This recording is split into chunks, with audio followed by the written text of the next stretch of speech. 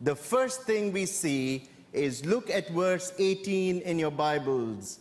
2 Samuel chapter 7 and verse 18.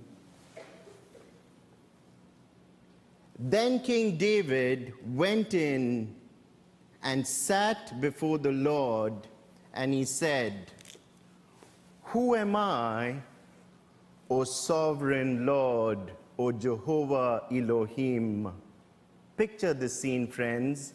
David went in and sat before the Lord.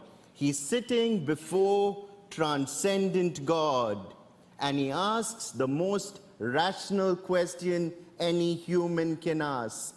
What's the question? Who am I, O sovereign Lord? Who am I? Who was David? David was just a number in the census of Israel. He was just a statistic. In the time-space graph, David was vapor. He was grass. Who am I, O sovereign Lord? And can you imagine, as unbelievable as this may sound, Christian life is a personal experience between the sovereign God and this who am I man. Can you imagine?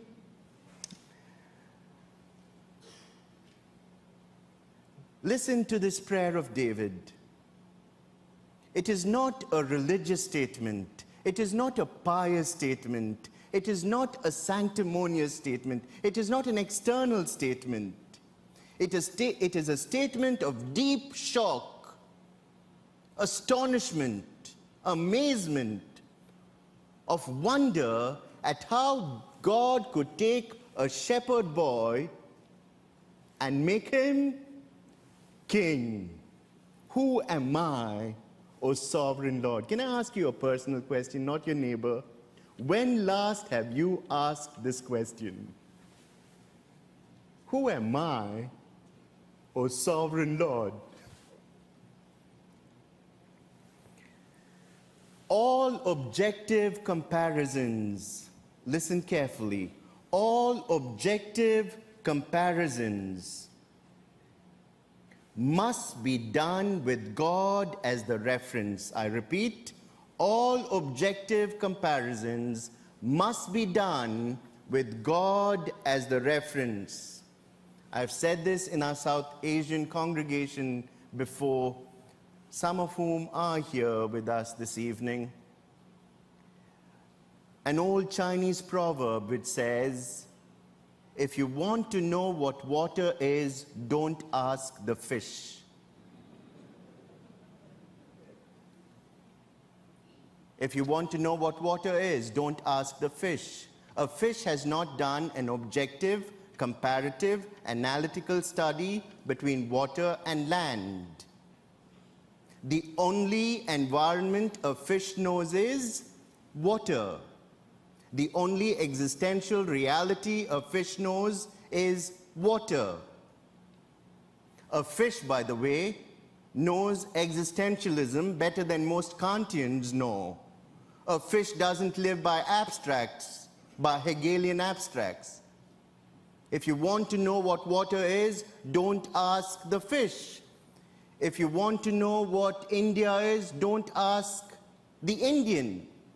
If you want to know what China is, don't ask Chinaman. If you want to know what man is, don't ask man. Ask God. All objective comparisons must be done with God as the reference, with God as the ontic. Horizontal comparisons are dangerous. They are subjective, dangerous. It leads to relativism, where absolutes are questioned. Am I communicating? Where absolutes are questioned. When absolutes are questioned, fences are moved, goalposts are shifted, boundaries are blurred. All comparisons must be done with God as the reference. Permit me to say this to you. One of the saddest things about American and indeed global academics today is that God is not the reference point. God when they question God, we realize that absolutes are being dismissed. Look around you at American and global academics and you'll see this. There is no fixed star that the academic ship could sail, could fix their eyes on and sail towards. There is no proper harbor. The only harbor that the ship goes into is secular humanism. Dangerous. Who am I, O sovereign Lord? Notice verse 18. Who am I, O sovereign Lord? David asks a very pertinent, very real question. Humility is not thinking less of yourself. Humility is having a proper perspective of yourself. Remember, God made man out of mud, out of dirt. Without God's Spirit, we are dirt, we are mud.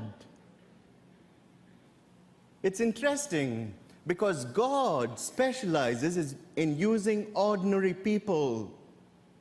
God always takes ordinary people to demonstrate, to display, to exhibit his extraordinariness. I think we know this verse by heart.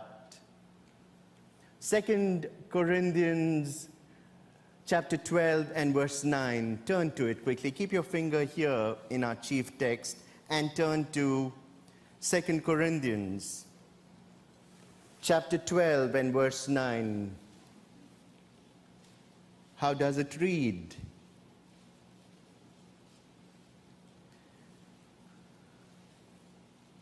Let me read it to you.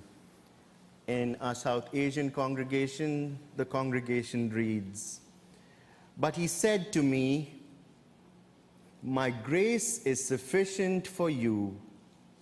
And notice this line, "My power is made perfect in weakness." I'm reading from the NIV again. "Therefore, I will boast all the more gladly about my weakness, so that Christ's power may rest upon me." Notice the second line, "My power is made perfect in my weakness." Our weakness is the crucible in which God's power is made perfect. Our weakness, think of your weakest weakness, the thing that causes you greatest insecurity, the thing that causes you even inferiority, something, an area where you feel most defeated. Think for a moment before we continue. Think of this area where you feel most weak, most defeated, most inferior. In that exact same area, God will make his strength perfect. Isn't that beautiful? In your weakness, our weakness acts as a catalyst to make God's perfection perfect in our lives. Imagine Abraham, heathen nomad, to father of faith. Dr. Jeremiah is doing this whole series in Hebrews these days, and he's come to the Faith Hall of Fame. Abraham,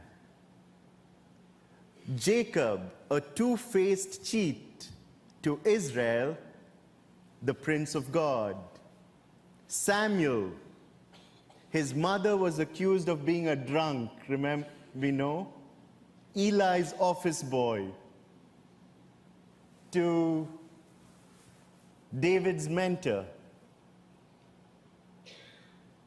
The man who strode like a colossus down the annals of Old Testament history. Prophet, priest, king, judge. Only Jesus occupied these offices. Come down, Jeremiah, a broken-hearted prophet, we've heard this before, with a heartbreaking message. Speaking of doom when they wanted hope, and then when they went into Babylonian captivity in 587, preaching hope when they were doomed. Paul, a beautiful example. Saul, the destroyer of the faith.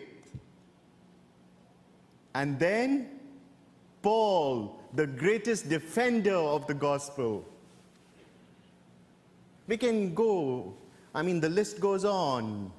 John Newton, foul-mouthed, drunk, slave trader, who once was lost and then wrote Amazing Grace.